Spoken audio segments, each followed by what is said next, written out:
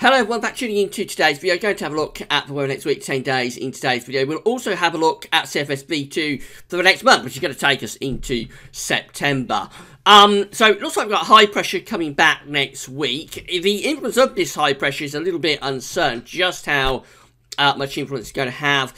And also in terms of the temperatures, that's a little bit uncertain as well. But I think we will go into a drier spell through the course of next week. So I'll show you what's going on right now. I'm going to start off with all the ensembles data. This chart here is the upper air temperatures and precipitation for London. So the red line here is the 30-year upper air temperature average at this time of the year.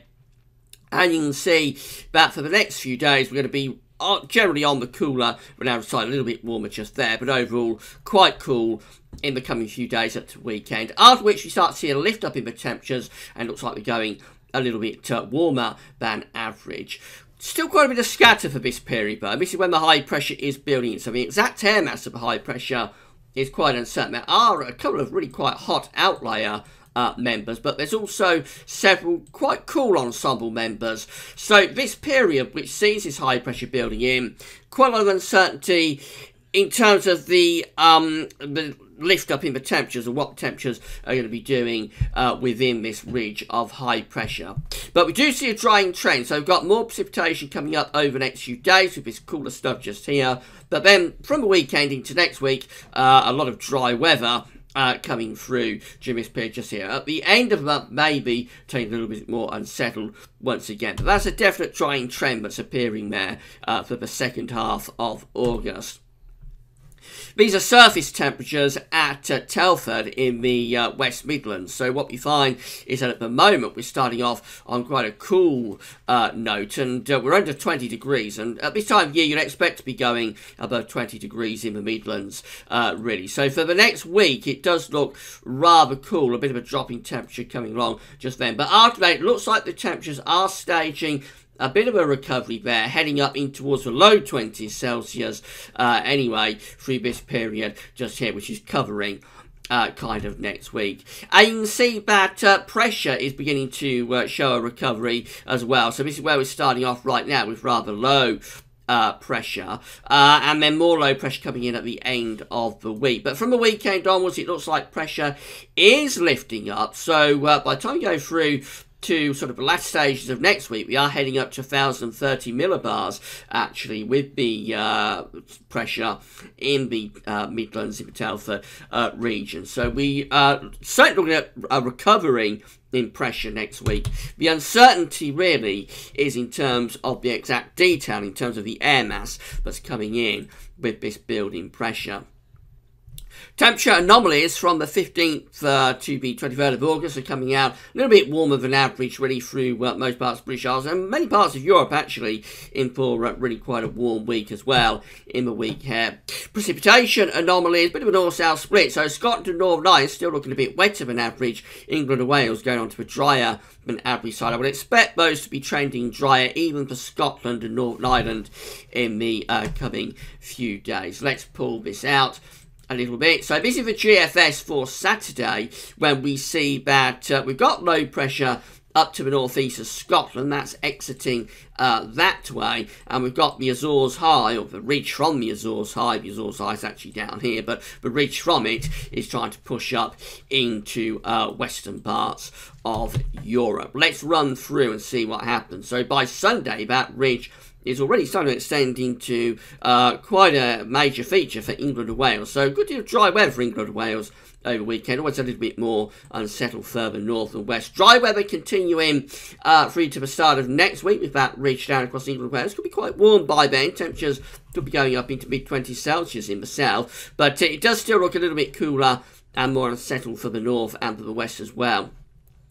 Ridge of high pressure generally dominating through into Tuesday, bringing a good deal of fine and warm weather. But on Wednesday, this high pressure starts to pull back out into the Atlantic, and we begin to pull down cooler northwesterly winds. We still keep the high pressure influence though. So this is Thursday, 24th of August. Still a lot of high pressure close to us.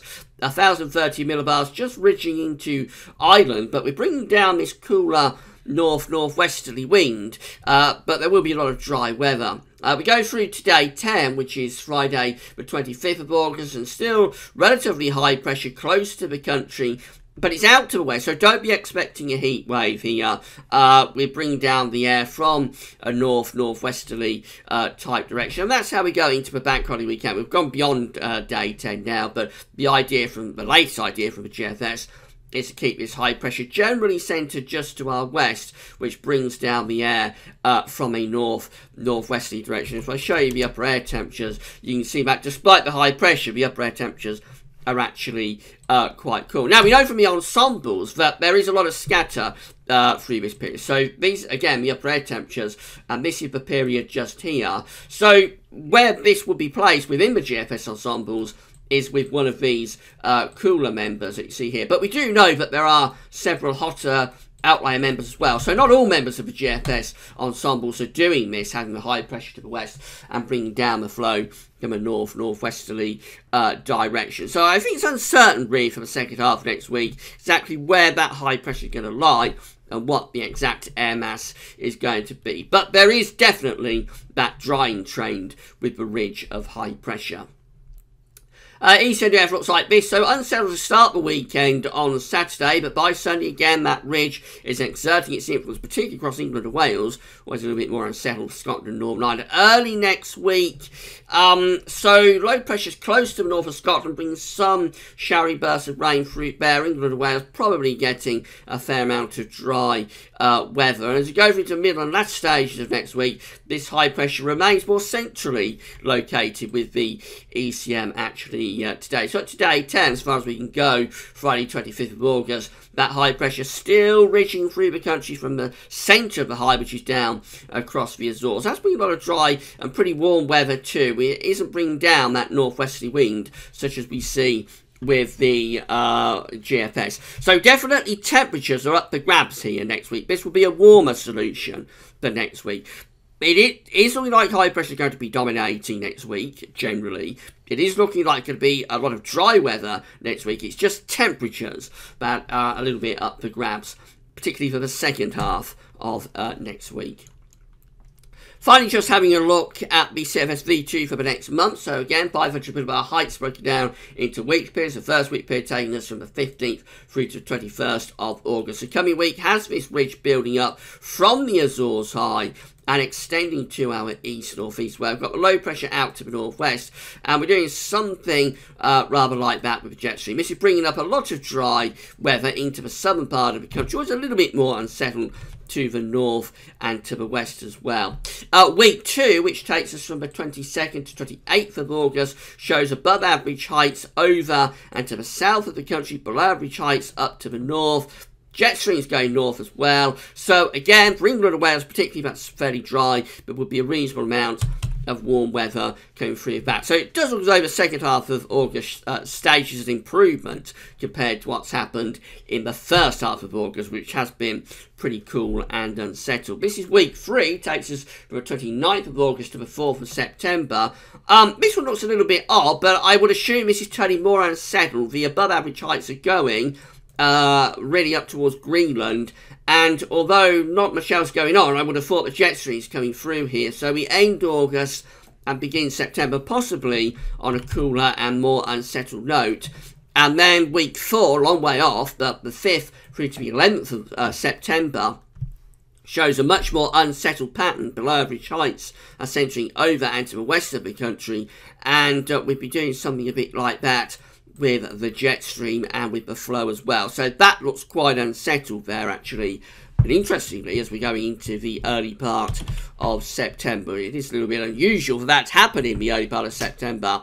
But that's what CFS is showing today. Coming back to the next week to 10 days, that's all very speculative. The next week to 10 days, so we are seeing this trend to high pressure next week. The exact position of the high is going to be crucial. I think particularly the early part of the week there probably will be some quite warm weather, especially down in the south. But later next week temperatures are a little bit up for grabs. It may stay quite warm. That's what the ECMWF wants to do today. But the GFS is keen to pull down some cooler air from the north in time for the bank holiday weekend. We'll keep you posted of course, the main thing is probably a lot of dry weather coming up next week, and if was to be believed, extending into the bank holiday also.